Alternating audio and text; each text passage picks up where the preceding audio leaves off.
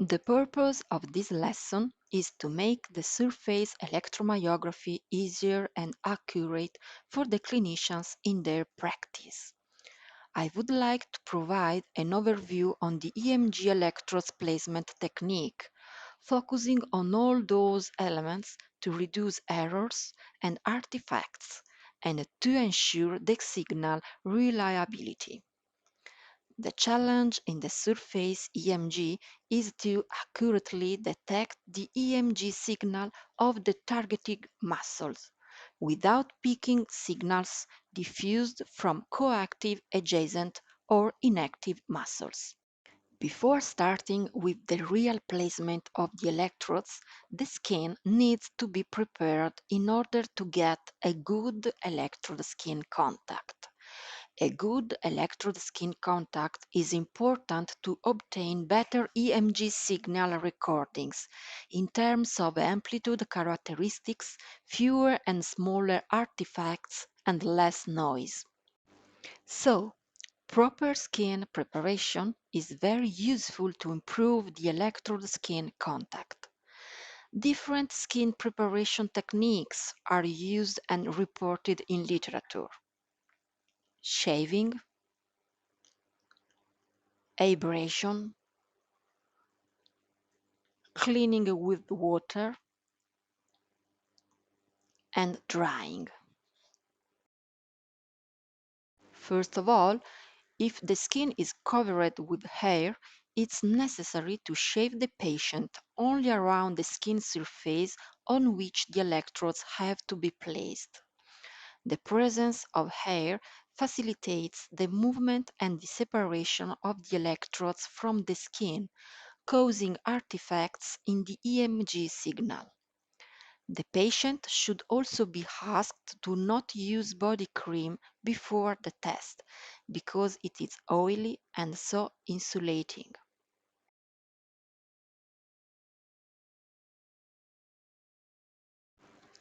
After the shaving, it's suggested to clean the skin using a conductive and abrasive paste, especially made to reduce the skin impedance and improve the quality of the EMG signal.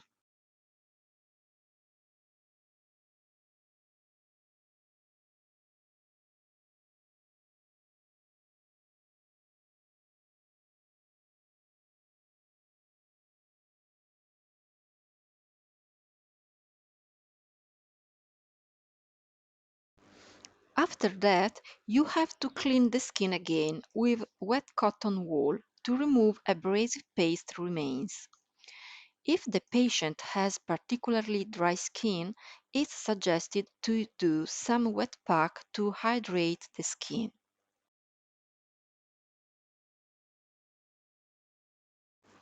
Finally, it's important to dry the skin before applying the electrodes in order to facilitate its adhesion to the skin.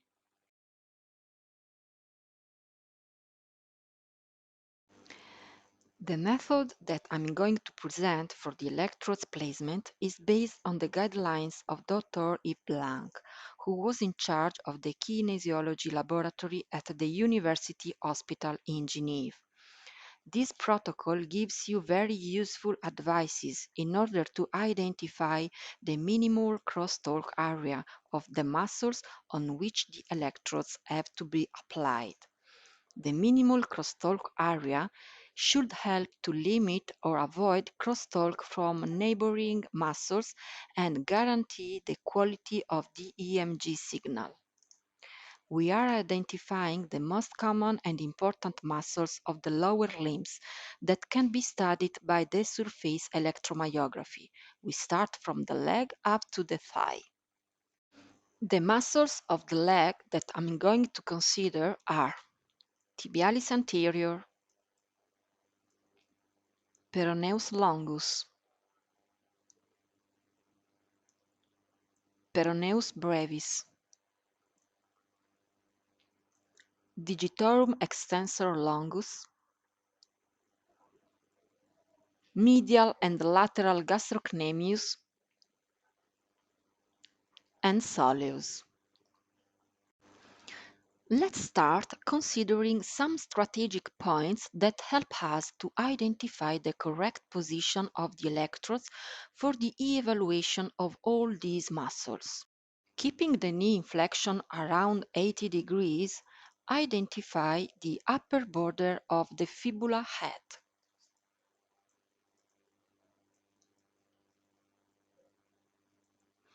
Now, identify the lower border of the lateral malleolus.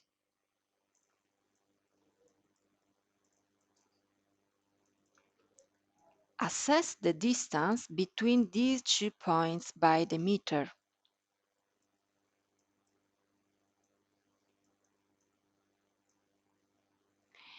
Divide the distance by 4 and mark the proximal quarter and the distal quarter.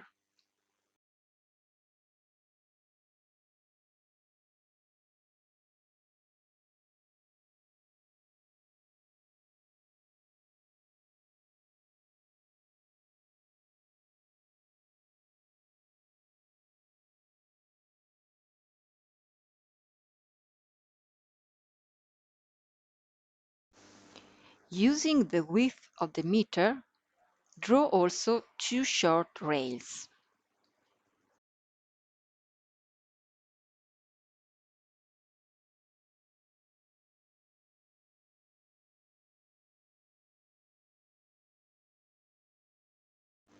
Now lay down the leg and make longer the line all around the leg.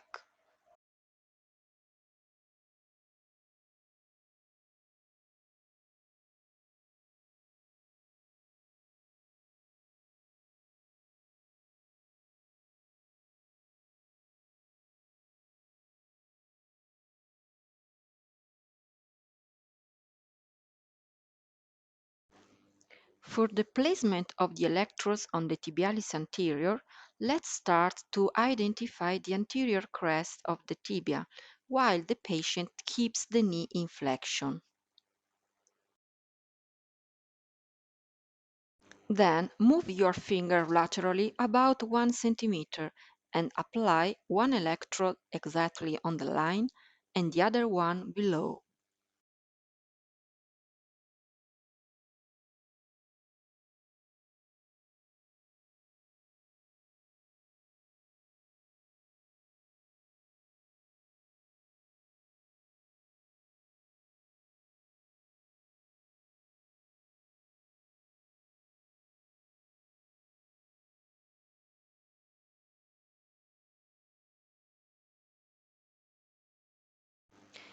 If you want to test the muscle activity, in this supine position, ask the patient to dorsiflex the ankle, keeping the foot fingers in flexion.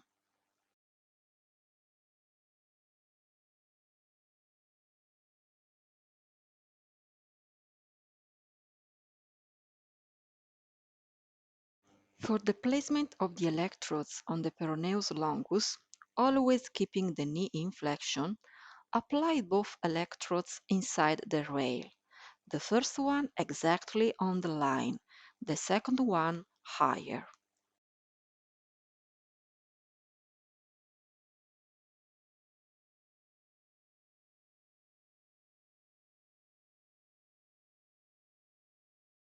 In order to test the peroneus longus, keep the foot in plantar flexion. Move the foot in eversion and then move the forefoot in pronation.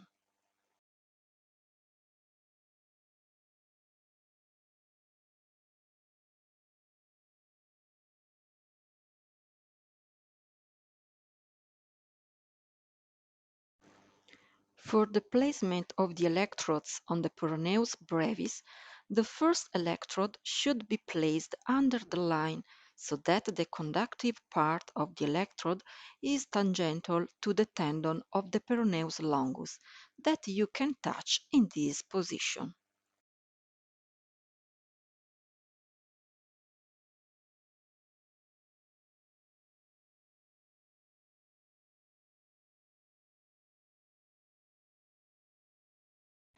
The other electrode should be placed further down.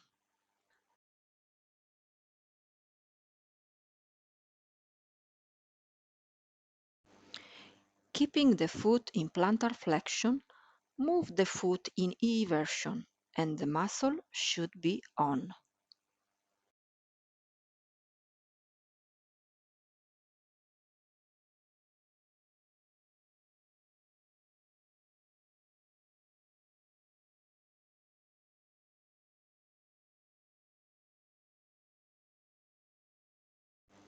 For the placement of the electrodes on the digitorum extensor longus, you have to stay in the middle between the medial anterior crest of the tibia and the fibula.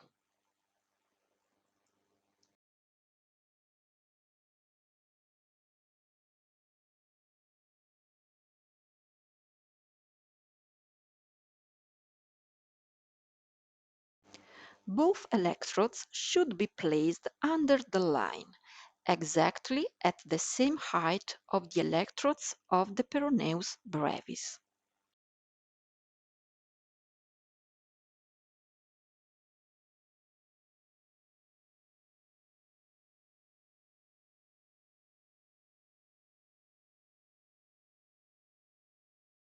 You can ask the patient to go in standing position with the hands on the bed and extend the foot fingers.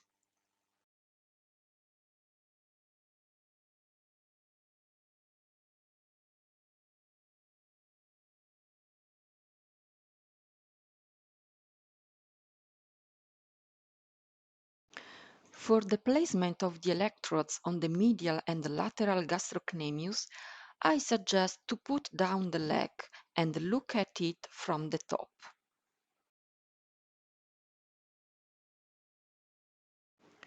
For the medial gastrocnemius, you have to identify the more external medial point tangential to the bed.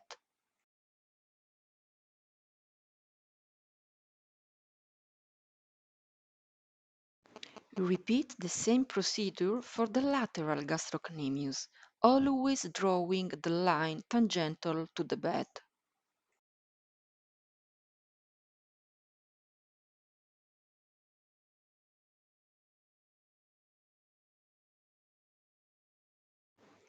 For both lateral and medial gastrocnemius, one electrode has to be placed exactly on the cross between the two vertical and horizontal lines.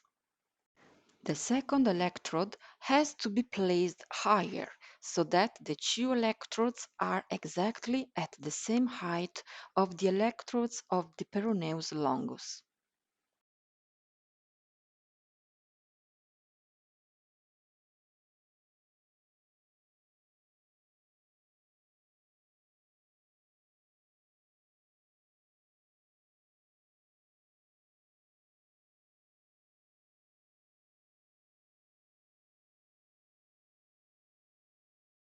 In standing position, ask the patient to go on the toes and both muscles become active.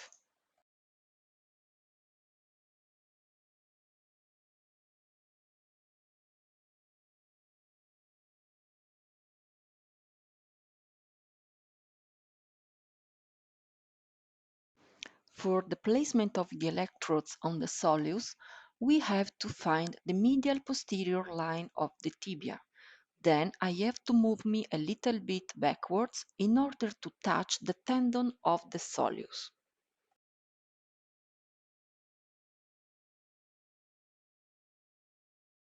Now you have to mark one small cross exactly on the line and another one higher.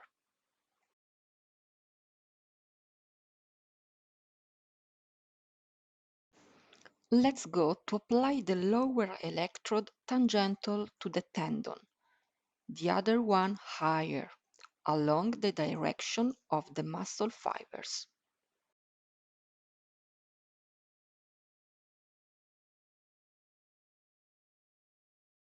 For the evaluation of the soleus activity, with the patient in the supine position, has to perform a plantar flexion with the knee in flexion.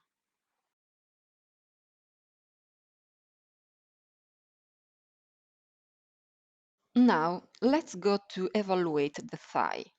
The muscles that we are considering are rectus femoris, vastus lateralis, vastus medialis,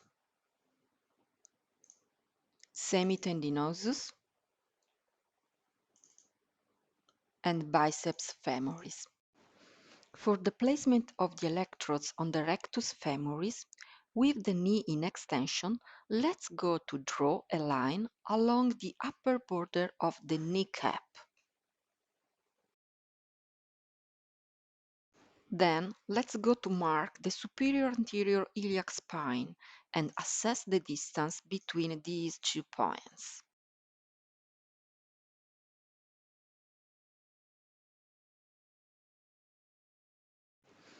Divide this distance by 2, mark the line, and apply the electrodes just above this line.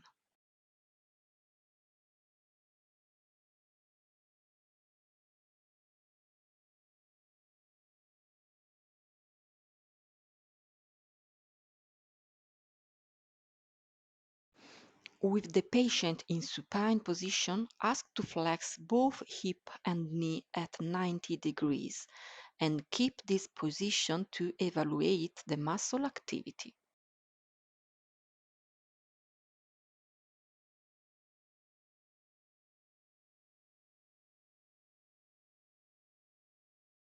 For the placement of the electrodes on the vastus lateralis, first of all, we have to identify the Gerdy's tubercle, that is a point in the middle between the anterior tuberosity of the tibia and the head of the fibula.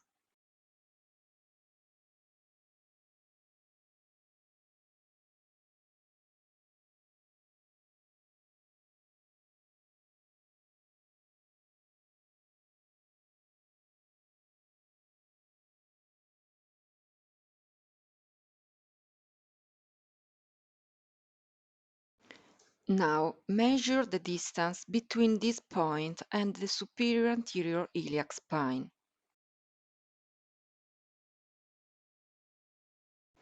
Divide this distance by 4 and mark the distal quarter.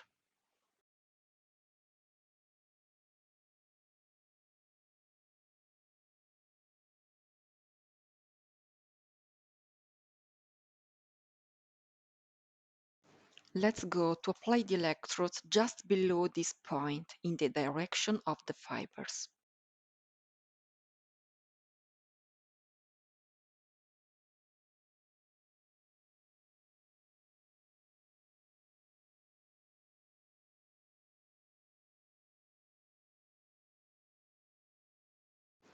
For the evaluation of the vastus lateralis activity, you can apply a resistance to the patient and ask him to push up the leg. For the placement of the electrodes on the vastus medialis, let's go to identify the medial knee joint line. Touch the medial ligament of the muscle as reference. Assess the distance between this point and the superior anterior iliac spine. Divide the distance by 4 and mark the distal quarter.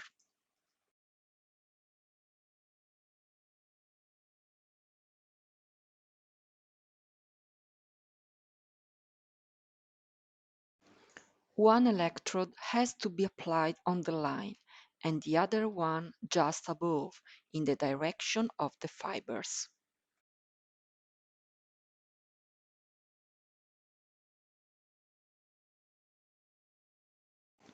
For the placement of the electrodes on the semitendinosus, first of all, we have to identify the tendons of the medial side of the knee popliteal region.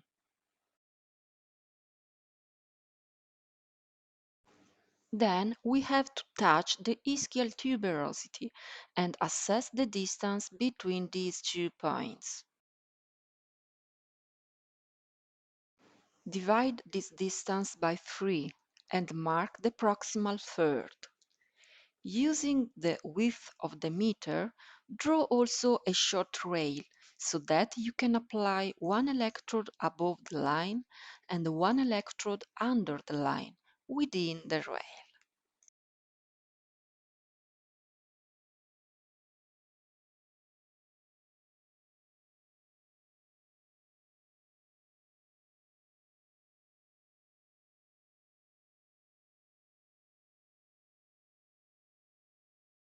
Ask the patient to flex the knee at more or less 80 degrees and try to flex more while you apply resistance.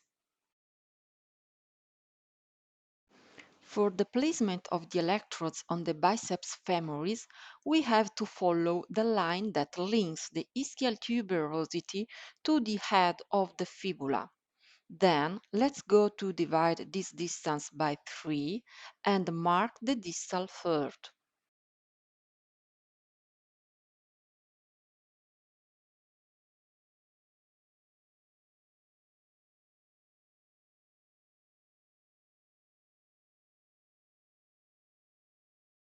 Now touch the tendons of the biceps femoris and apply the electrodes on the lateral side of the popliteal region so that the electrodes are tangential to the tendon internally. One electrode is on the line, the other one just above, along the direction of the fibers.